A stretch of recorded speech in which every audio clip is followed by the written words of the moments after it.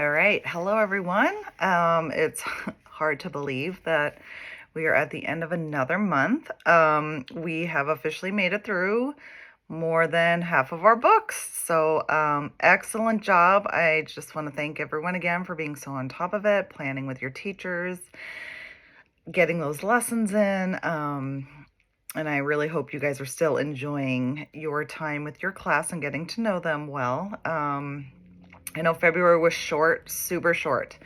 And thankfully, we finally have a full month coming up here in March. So um, I don't want to stress anybody out. If you have the capacity to make up anything you might have missed in March, that would be awesome. There's a lot of March for our teachers. So again, I don't want to stress anybody out. I don't want to stress any teachers out. I myself have one of my SDC classes that I need to do a makeup book with. The time just flies. So we have, if you can believe it or not, this book, and then just two more after this, which is crazy to think in February that we are looking to wrap up the year here. But so this is our book of the month. It is called Long Shot by Chris Paul. And I first want to kind of tell you about what the basis of our lesson is to have the kids think about what their spark is. And a spark is something that someone really enjoys. They can think it's fun, interesting, and it makes them feel good about themselves and the things they can do. So for example, my spark is probably crafting. I like to do all things creative, hence some of our bulletin boards. So we really want to try to get our kids to understand and hone in on what their spark is. So I've already gone ahead and posted the lesson plans, a few worksheets, and 2 videos on some activities, but I'll get into a little more of that after I read the book. So this book is called Long Shot by, it's about Chris Paul, who is an NBA basketball player. He is a small 6 feet tall, which to you and I is quite tall, but in the NBA, that is actually very small. And the picture on the back is actually him with Yao Ming, who is, of course, one of the tallest players, but you can see the size difference there. So let's read our story. And this is going to be really good. I want to really encourage everybody to try to get this book in. If you know anything that's going on the playground in the upper grades, especially around basketball, there's a lot going on. We're kind of dealing with it in our home. And so I think this book is going to be good for our 3rd, 4th, 5th, and 6th graders. So, really try to get this book in if you can. Okay, Long Shot.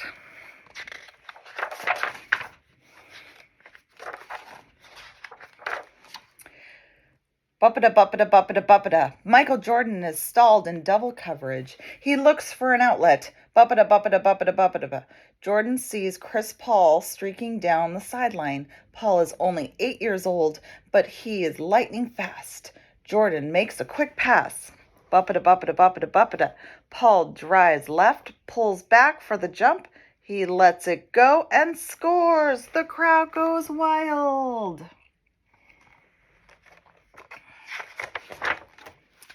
In your dreams, Chris. My brother CJ and his friends were just getting back from the playground. They love to tease me about my game. You're too small to play basketball, said one friend. And tiny, said another. Did we mention small? Added a third. They all laughed.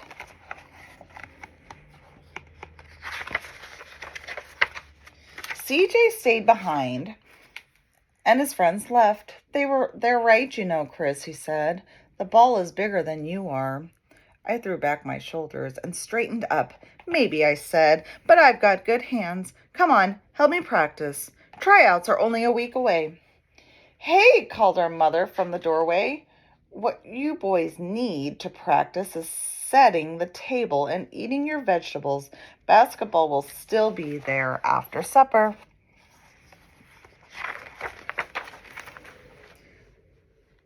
At school the next day, I didn't pay much attention. All I could think about were the tryouts. When my teacher talked about math, I remembered that the average height of a player in the NBA was 6 feet 7 inches tall. I was only 4 feet 1 inch tall, and I wasn't going to get much taller in the next few days. That night, I was lying in bed when Mom came in. What are you thinking about, Chris? Coach is only going to take 15 players. What if he thinks I'm too small? Mom smiled. You're a great basketball player, Chris, but basketball isn't the only thing that matters. Your family matters. Your education does too. And worrying about your height won't make you any better.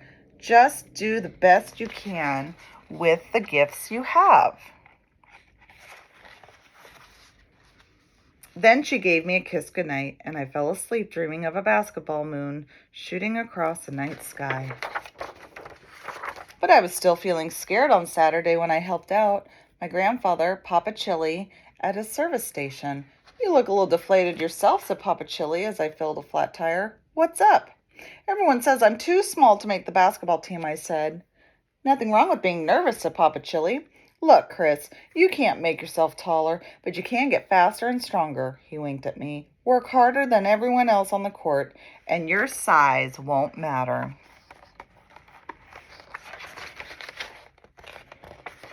Over the next few days, I spent hours and hours practicing. I shot layups and foul shots. I dribbled first with one hand and then with the other. I ran sprints to build up my wind. One day, my brother came out onto the driveway where I was resting. Hey, Squirt, said CJ. I've been watching you. Really? I don't know. CJ, I didn't know CJ ever watched me. Yeah, well, don't tell anyone, said CJ. But listen, when you drive to the basket, don't look at the ball. Your hands should know where the ball is without looking. I nodded. And when somebody tries to fake you out, don't watch their arms or their hands. Keep your eyes on their hips. Nobody's going anywhere without their hips.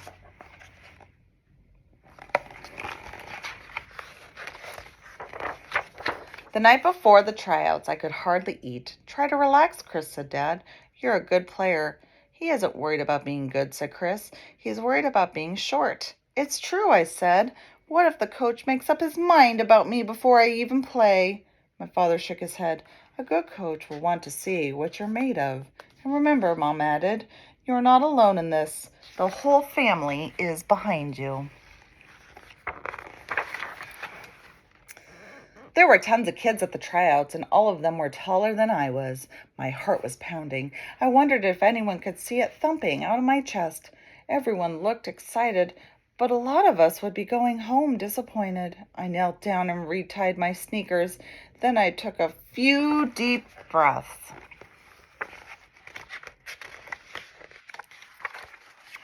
The coach split us into several teams. When my team took the court, I got the inbounds pass. I dribbled up court. The opposing guard watched the ball closely, too closely. I faked a pass right and then went left for an open shot. Swish! Good move, Chris, yelled Dad. I got the ball back after the next basket, and the defense boxed me in. I forced a shot, but it was swatted away, and I was knocked to the ground. Careful, don't step on him, somebody shouted from the sidelines. I was done. I could feel it. I didn't dare look at the coach, but I heard Papa Chili cheering from the stands. He didn't think I was done. He thought I was just getting started. I picked myself up and got back on defense. The other team's biggest players had the ball. I watched his hips just like CJ had told me to. When he tried to fake right, I wasn't fooled. I darted in and stole the ball. I heaved a chest pass to my teammates.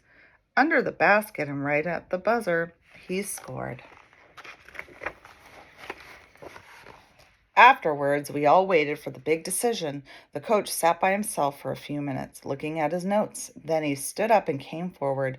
"You all look great today," he said. "Everyone should be proud of that." I held my breath. "So here's our team for the coming season." The coach named 3 centers, then the 6 forwards, that left 6 more spaces for guards. I wasn't the first player named, or the second. 3 more names went by. There was only one left. What if it wasn't me? "And Chris Paul," the coach finished up. I had done it. I had made the team. My parents and Papa Chili gave me a huge hug. Even CJ was impressed. "Not bad for a squirt," he said. "Nope," I said to myself. "Not bad at all." Okay, gives a little history on Chris Paul. So that is our story. Pretty cool story. So I, again, put a bunch of suggestions on the Facebook page. And one of them that I really loved for, this would probably be ideal for 5th or 6th grades, was doing a vision board. Now, this would require some, obtaining of magazines or, things that, cutting out of or tearing up pages of pictures that kids could use to kind of cut out pictures and make a vision board of what either makes them happy, what they're good at, what they want to be good at. It could be anything of the sorts. You could be as creative as you want with that. There was another project I posted that they did a YouTube on. It says grades K through 2nd. It's probably more, I would say, at least a 2nd grade project, maybe a 1st grade project. I don't know. I'm not super sold. I think they need to have some fairly solid writing skills to be able to do that. This was another idea. If you're up for being creative, you can have the kids, either you can do the basketballs or give them an orange piece of paper and make their own basketball. But what you can do is have them write in each of the basketballs what their spark is, and then they can go around the class and share what that is. And if anybody chooses to do this, this would be a great bulletin board we could do. Another one that I saw is if you were to make lightning bolts out of yellow paper, preferably cardstock, and just write in there, "My spark is," and then a blank for them to fill in. And what we could do, this is another bulletin board option, is have a basketball in the center, and then all the kids as lightning bolts with their spark kind of surrounding the basketball. So if anybody's up for that, I don't think I have any 3rd grade classes up on the bulletin board. We have 4th grade. We've got 1 kinder class. Some of the 6th graders have. So if your class has not been a part of a bulletin board, I would really love to use any of your projects. And again, remember, the basis of all of this is to have, the conversation really trumps everything. If you don't get to an activity, that is 100% okay.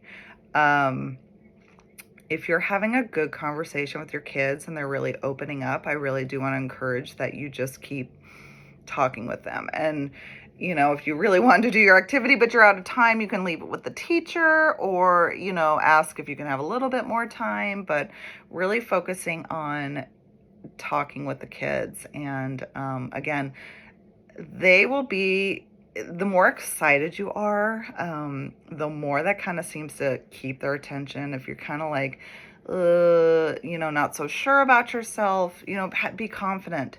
They are so happy to have you there. So just continue to be confident. Let's see. The other idea, this could also be a good month to, again, with basketball being the option of, or the activity of choice on the playground. Sometimes it gets a little rough out there. So there is an activity in the lesson plan that is called Shooting Baskets of Support. And it says, take students out to the basketball courts, divide them into 2 or 3 groups, and assign an adult to each court. Now, it's probably you and the teacher. For our older grades, if both 4th grade classes have 34 kids.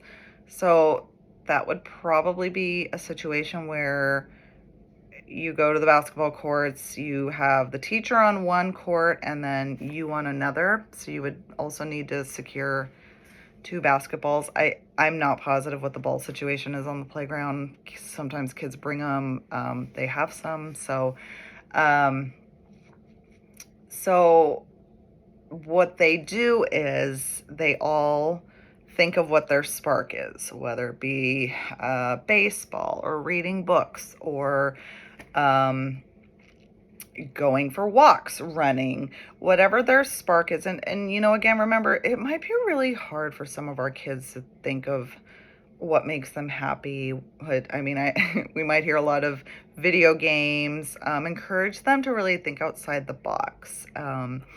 So anyways, the basketball game is what you do is as the child shoots the hoop, you have them yell out what their spark is. So mine would be crafting, and I shoot my hoop. And then the idea is that everybody else behind that child who is shooting is also cheering them on. I actually thought about doing this with my kindergarten class that I have, and what I actually might do instead of lugging them all the way around the school to the basketball hoops is get 2 garbage cans and use smaller balls and kind of put them into lines. And I'm hesitant to make this a relay because, again, I don't want it to get too competitive and it be more about that, about winning than,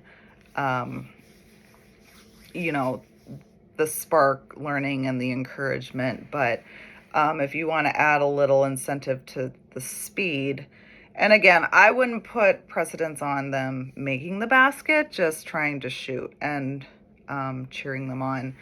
And so what I just explained is a little different on the lesson plan, but that's actually how it was explained to me on my training video. So you can take what you want from that, but it was a good, sometimes these kids need to get up and move. They need to get up and move, and it really hits home when you get them up and move. So again, focusing on their dreams, once again, kind of who their support people are, who encourages them. There were a bunch of other worksheets that I uploaded, including a bookmark. So again, be as creative as you want with this. This is all you. And, we are so thankful that you are spending the time with these kids because, again, they need it. And the more positive vocabulary we can put on our playground, I know is greatly appreciated by everybody. So please reach out to me if you have any questions, concerns. Once again, I've kind of lost some leads due to just life. Life is crazy, schedule changes and such. So, and kind of be looking ahead to next year. I know it seems really early to be thinking about that, but in my training video, they've actually been talking about how they are replacing 3 of the old books that they've used with 3 new books, and they actually will have next year's book list out in March. So we have 3 books left, and then we are done. And I'm really hoping that I have helped this along, that I will see most of you back next year. I know people's lives are busy, and maybe you found this to be more time consuming than you thought, but I really do want to just tell you again how thankful I am for all of you. and for what you're doing with our kids. So keep sharing those projects, keep sharing those good stories.